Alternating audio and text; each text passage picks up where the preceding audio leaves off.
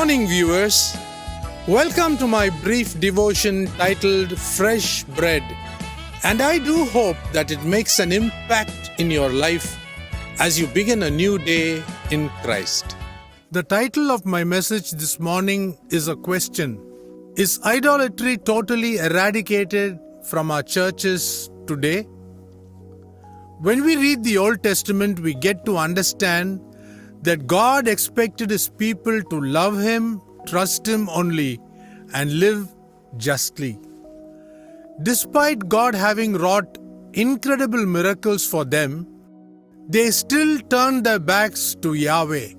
There were so many prophets who actually foretold God's judgment upon the nation of Israel and Judah. But there was just one prophet who was shown the visions of what was happening inside the temple, and that was Ezekiel. We read that Ezekiel was taken in the spirit to the temple by God to show him the idolatrous worship going on inside. Coming with me to Ezekiel chapter 8, there was an idol in the entrance north of the gate of the altar. In addition to this detestable thing, he was shown how they were worshipping unclean, detestable, crawling things and animals along with all their other idols. Again, he was told that there were household gods which they worshipped in private.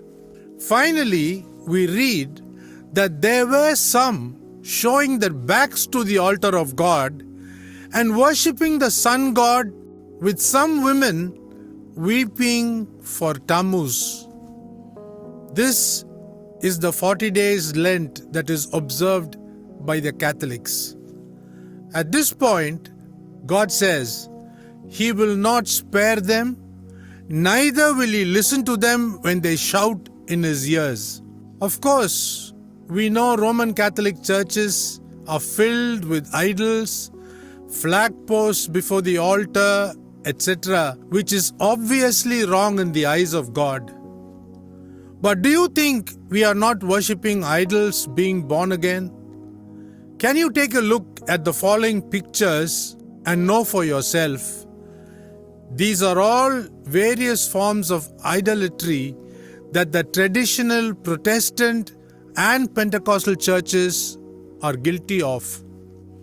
These are very subtly introduced by Satan through Romanized Christianity, so even born-again Christians are deceived to become idolaters. Huge wooden crosses, Easter bunnies, Easter eggs, Christmas trees, wreaths, etc., which supposedly contain Christian messages and thoughts, are all pagan in their origins. Aren't we not committing idolatry that is an abomination in the eyes of our God? Do not forget that our God is a holy God who changes not. Let us be wary of what we allow inside the church through festivals, doctrines, and so-called cultural practices. Let us not provoke our God to anger after knowing the truth. Think about it. Have a great day.